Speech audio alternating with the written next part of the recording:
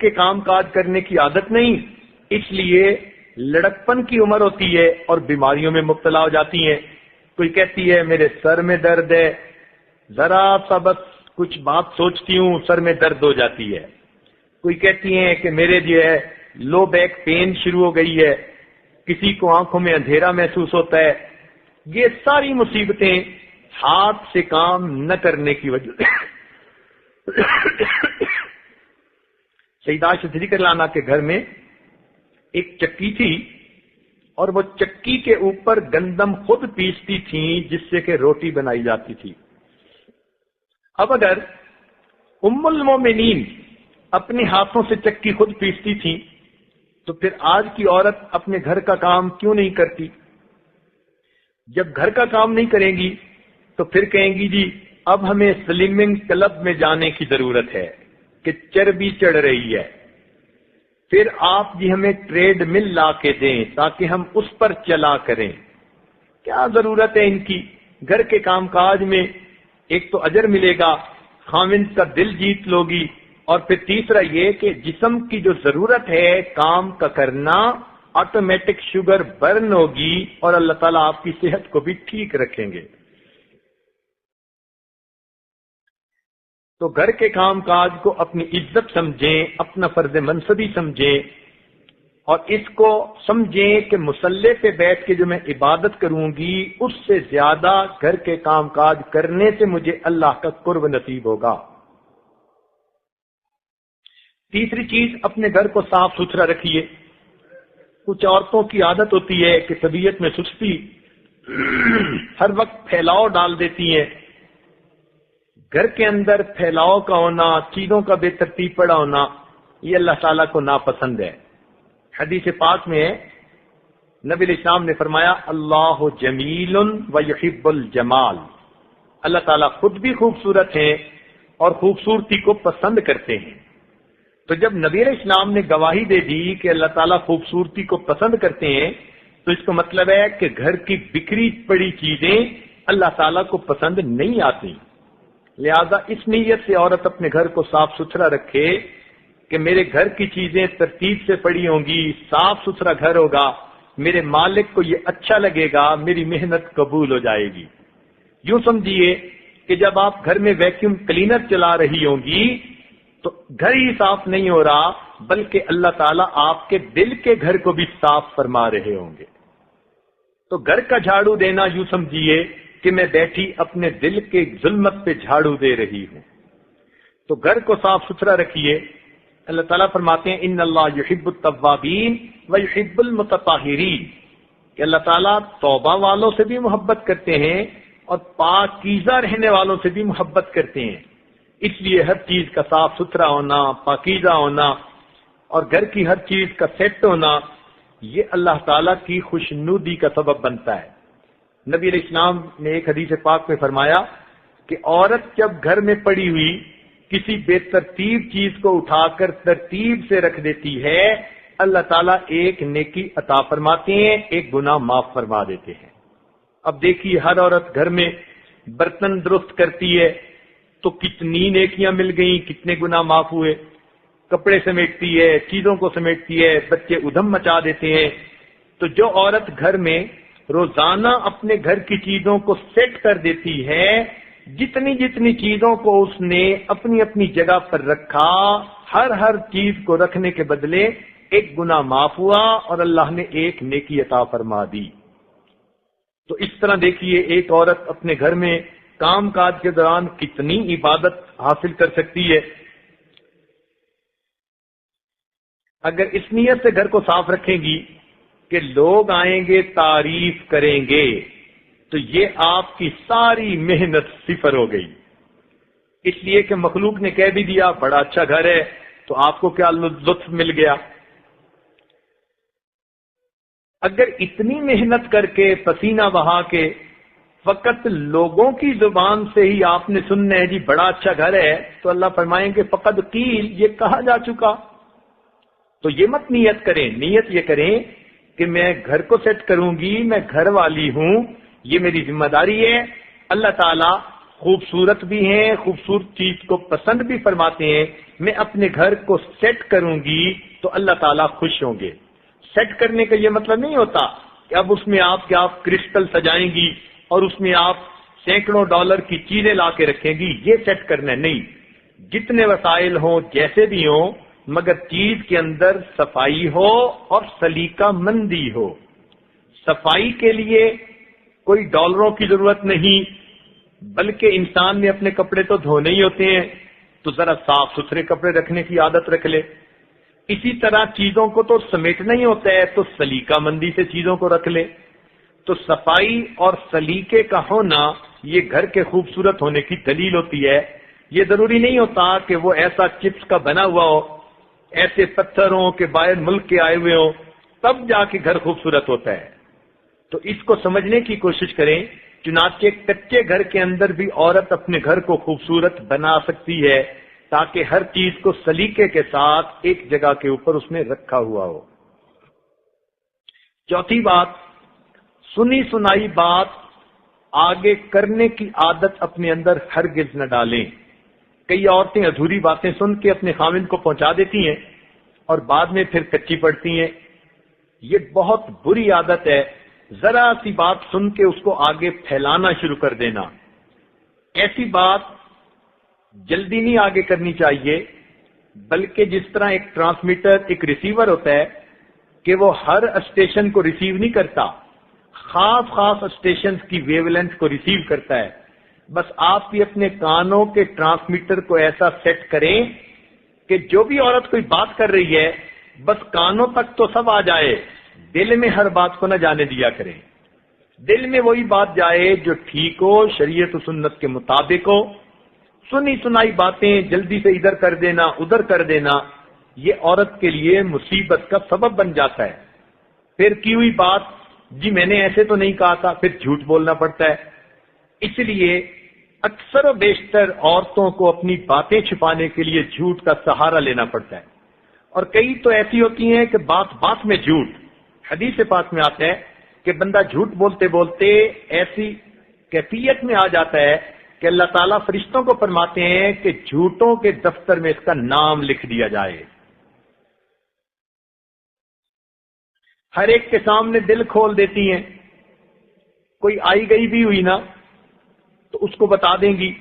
حتیٰ کہ مثال کے طور پر اگر یہ سفر کر رہی ہیں اور ٹرانزٹ لانج میں بیٹھی ہیں جہاز کی فلائٹ کے انتظار میں، اور اس میں ساتھ والی کرسی پہ کوئی عورت آ کے بیٹھ گئی، اب جیسے ہی تعارف ہوگا نا 2 منٹ کے اندر اپنے خاوند کی بھی حقیقت بتا دیں گی، اپنی ساس کی بھی حقیقت بتا دیں گی، اپنے پیٹ میں اگر کچھ ہے تو اس کے بارے میں بھی بتا دیں گی۔ یہ کتنی بے وقوفی کی بات ہے کہ ذرا سی بات میں انسان اتنا جلدی اپنے دل کو دوسرے کے سامنے کھول دے۔ یہ چیز اچھی نہیں ہوتی، بلکہ اس چیز کے نقصانات ہوتے ہیں۔ ہر بات کرنے والا خیر خواہ نہیں ہوتا۔ عورتیں اس بات کو اچھی طرح نوٹ کریں کہ ہر بات کرنے والا خیر خواہ نہیں ہوتا۔ عورتوں کی عادت ہوتی ہے کہ دوسرے کا دل کھولنے کے لیے پوچھ لیتی ہیں کہ آپ کی ساس کیسی ہیں، آپ کا میاں کیسا ہے، اور ماشاءاللہ انہوں نے ایسی گردان یاد کی ہوتی ہے میاں کی زندگی کی کہ اسی وقت وہ سر صغیر سنانی شروع کر دیتی ہیں۔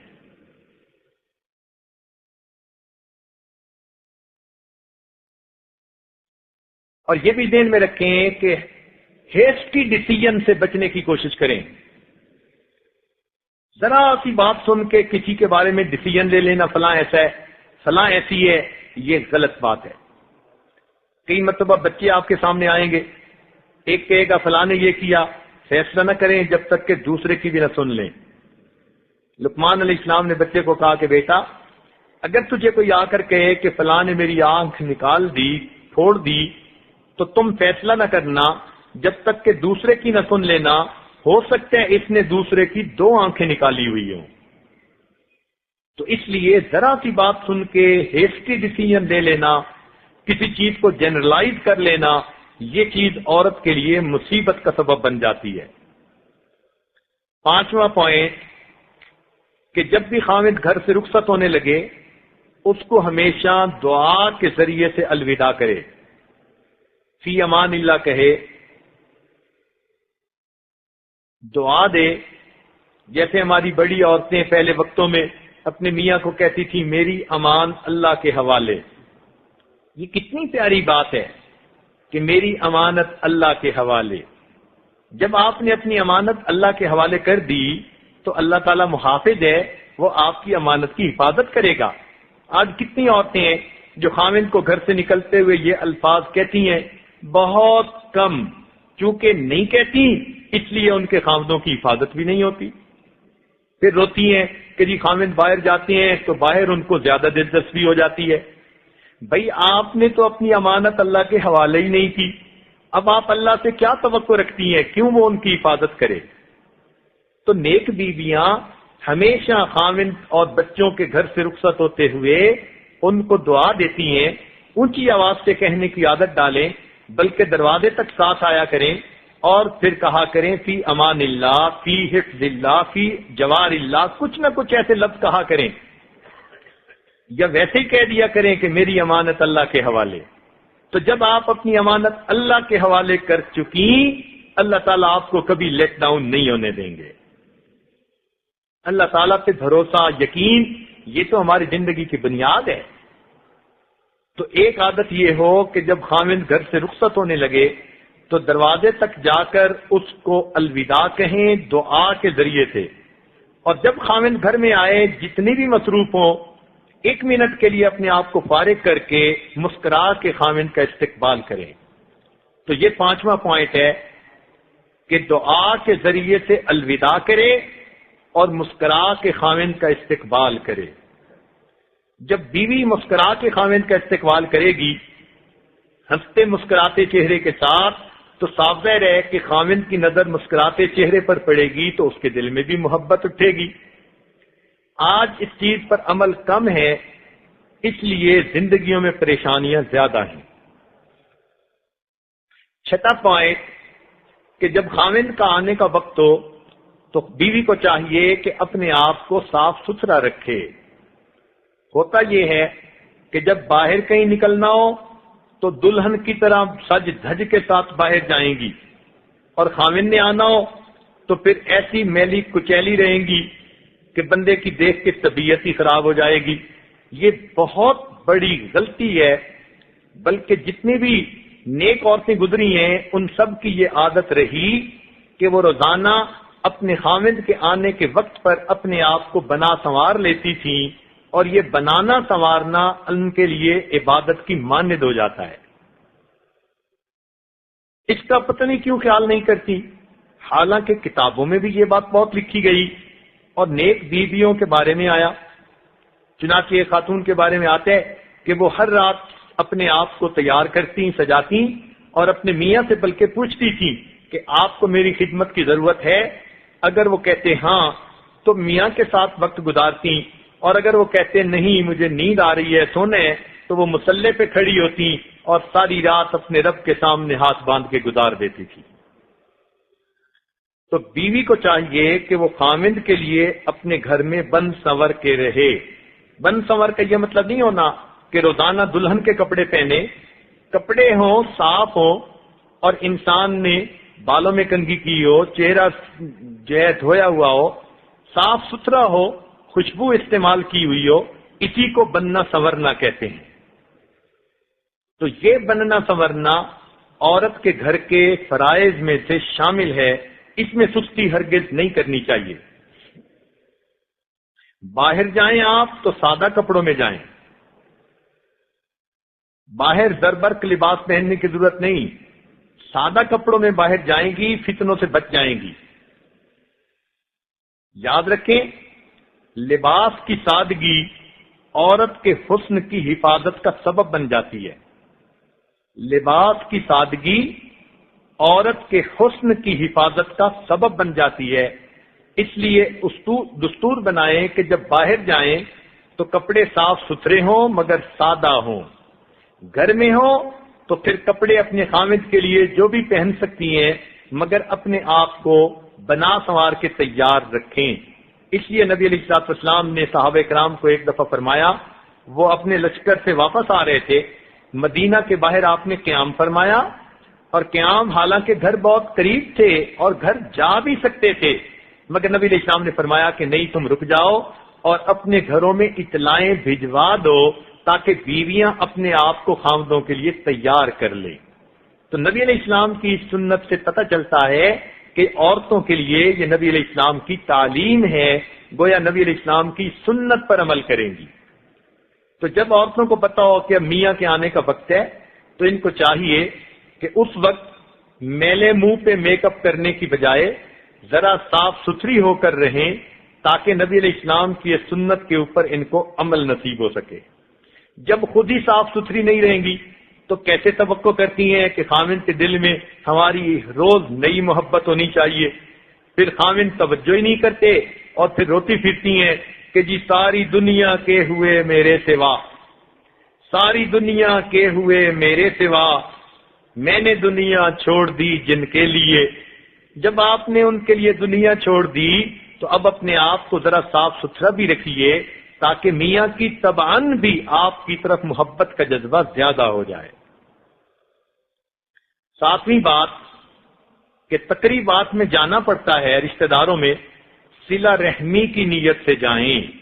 صلہ رحمی کہتے ہیں رشتہ داریوں کو جوڑنا، رشتے ناتوں کو جوڑنا، اس کو صلہ رحمی کہتے ہیں، اور اللہ تعالیٰ کو یہ بات بہت پسند ہے کہ لوگ رشتہ داریاں ایک دوسرے کے ساتھ جوڑیں، محبت و پیار کے ساتھ رہیں۔ جب بھی آپ تقریبات میں جائیں تو صلہ رحمی کی نیت سے جائیں، یہ نیت نہ ہو کہ ہم نہیں جائیں گی تو وہ بھی نہیں آئیں گے۔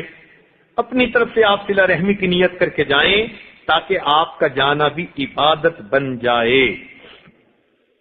مخلوط محفلوں سے بچیں۔ آپ کو پتا ہو کہ جہاں پردے کا کوئی انتظام نہیں، ایسی محفلوں میں جانے سے آپ پرہیز کریں۔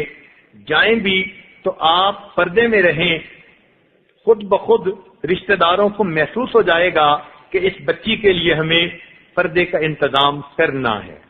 بعض نیک بیویاں اپنی بہنوں کی شادی میں گئیں اور ان کی شادی میں پردے کا اہتمام بھی نہیں تھا، ایک ہفتہ اپنے گھر کے اندر وہ برقعے کی کیفیت میں رہیں۔ تو نیک بچیاں شرعی حقوق بھی پورے کرتی ہیں مگر اللہ کے حکم کو بھی مد نظر رکھتی ہیں، اس سے بھی پیچھے نہیں ہٹتی۔ تو مخلوط محفلوں سے بچیں۔ ایک اچھا دستور جس کو ہم نے بھی اپنی زندگی میں آزمایا وہ یہ ہے کہ اگر کسی کے ہاں خوشی کی تقریب ہو تو تقریب کے دن جانے کی بجائے آپ ایک دن پہلے چلی جائیں اور اپنی طرف سے ان کو کوئی ہدیہ اور تحفہ دے دیں اور ان سے کچھ وقت بیٹھ کے باتیں کر لیں اور ان کو کہیں کہ پردے کی مجبوری کی وجہ سے تقریب میں شرکت میرے لیے مشکل ہے، اس لیے میں ایک دن پہلے آ گئی کہ میں آپ کو مبارکباد دے دوں۔ اسی طرح اگر کسی کے ہاں غمی کی کوئی بات ہے تو غمی والے دن جانے کی ضرورت نہیں، اس لیے کہ اس دن عام طور پہ گھروں میں بے پردگیاں ہوتی ہیں، لوگ مسئلے مسائل پردے کے ان کو کوئی خیال نہیں کرتے، لہذا غمی کی کیفیت میں آپ دوسرے دن جانے کی عادت بنا لیں اور ان کو جا کے فرصہ دیں اور بتائیں کہ میں کل نہ آئی اس لیے کہ میرے لیے پردے کا معاملہ تھا۔ تو جب آپ رشتہ داروں کو یہ بات بتا دیں گی کہ مخلوط محفلوں میں مجھے نہیں آنا، جہاں مخلوط محفلیں ہیں آپ خوشی کی تقریب میں ایک دن پہلے جائیں اور تحفہ دے کے آ جائیں، اور غمی کی تقریب میں ایک دن بعد میں جائیں، کیونکہ دوسرے دن پھر پردے کا اتنا پرابلم نہیں ہوتا جتنا پہلے دن ہوتا ہے۔ تو اس دن آپ پرسے کے چند الفاظ کہہ کے آ جائیں، آپ کی رشتہ داریاں بھی قائم رہیں گی اور آپ کا پردہ بھی قائم رہے گا، یعنی آپ نے بندوں کو بھی راضی کیا اور بندوں کے پروردگار کو بھی راضی کر لیا۔ اپنے میاں کو اللہ کے راستے میں خرچ کرنے کے لیے کہتی رہا کریں، اس لیے کہ صدقہ بلاؤں کو ٹالتا ہے، صدقے سے رزق میں برکت ہوتی ہے۔ حدیث پاک میں آتا ہے نبی علیہ الصلوۃ والسلام نے قسم کھا کر فرمایا کہ صدقہ دینے سے انسان کے مال میں کمی نہیں ہوتی۔ اب بتائیے اللہ تعالیٰ کے محبوب ویسے ہی کہہ دیتے تو کافی تھا، لیکن اللہ کے محبوب نے، اس صادق الامین نے قسم کھا کر فرمایا کہ صدقہ دینے سے انسان کے مال کے اندر کمی نہیں آتی۔ تو اس لیے اپنے خامد کو اس صدقہ کے بارے میں وقتاً فوقتاً کہتی رہیں، کبھی وہ پریشان حال ہو تو اس کو مشورہ دیں کہ کچھ صدقہ اللہ کے راستے میں کر دیں. صدقے کا یہ مطلب نہیں ہوتا کہ جو کچھ ہے سارا کچھ دے کے فارغ ہو جاؤ، بلکہ آپ نے اگر ایک پیسہ بھی خرچ کیا اللہ کے ہاں تو وہ صدقے میں شمار کر لیا جائے گا. It's not the thing which counts, it's the thought. پیسے کو اللہ تعالیٰ نہیں دیکھتے، وہ تو یہ دیکھتے ہیں کہ نیت کتنی اچھی تھی. خود بھی اللہ کے راستے میں خامد کی اجازت سے دینے کی عادت ڈالیں، اپنے بچوں کے ہاتھوں سے بھی دلوایا کریں. کوئی غریب عورت آ جائے پیسے دینا چاہتی ہیں، اپنی بیٹی کے ہاتھ پہ رکھ دیے، بیٹی جاؤ دے کے آؤ، تاکہ بچی کو سبق مل جائے کہ میں نے بھی اللہ کے راستے میں خرچ کرنا ہے. یقین کریں کہ ہمیں جتنا اللہ نے دیا ہے اس کے بالمقابل اللہ کے راستے میں ہم بہت کم خرچ کرتے ہیں، جبکہ اللہ فرماتے ہیں وفی اموالہم حق معلوم للسائل والمحروم. مگر ہم تو جتنا کچھ ہوتا ہے نہیں دیتے. حدیث پاک میں آتا ہے اللہ تعالیٰ کچھ لوگوں کو ان کی اپنی ضرورتوں سے زیادہ رزق اس لیے دے دیتا ہے کہ وہ غریب، یتیم، بیواؤں اور ان کے اوپر خرچ کریں. وہ ان کا رزق ہوتا ہے، اللہ اس کو پہنچا دیتا ہے کہ تم ڈاکیے کی طرح ڈسٹریبیوٹ کر دینا. اس کو پوسٹ آفس اللہ بنا دیتے ہیں. اب اگر یہ بندہ غریبوں پہ خرچ کرتا رہے گا اللہ تعالیٰ اس کو ضرورت سے زیادہ رزق دیتے رہیں گے. اگر یہ خرچ کرنا بند کر دے گا تو اللہ تعالیٰ اس کو دینا بھی بند کر دیں گے، اور اس ڈاک کے لیے اللہ تعالیٰ کسی اور کو چن لیں گے. چنانچہ ہم نے دیکھا بعض لوگوں کے کاروبار بڑے اچھے ملینرز ہوتے ہیں، پھر ایسی بات ہوتی ہے کہ کوئی اکنامک پرابلم آئی، کوئی سلمپ آیا، سارا کچھ ان کا ڈوب جاتا ہے. پھر پھوٹی کوڑی کو ترستے ہیں، کہتے ہیں حضرت پتہ نہیں لاکھوں لوگوں سے لینے تھے آج لاکھوں دینے ہیں.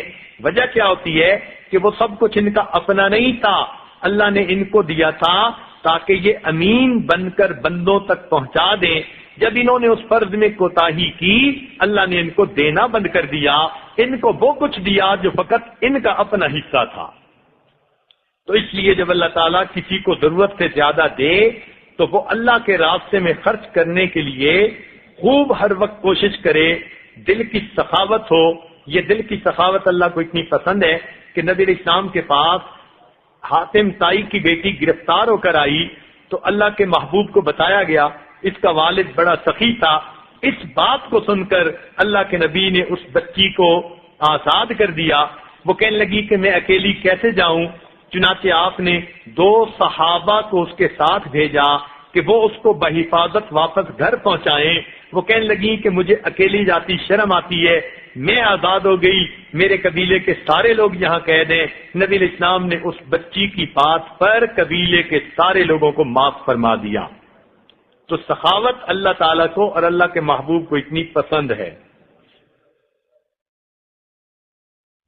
گھر کے اندر مصلی کی جگہ بنائیں اور اسی کو اپنے لیے مسجد سمجھیں.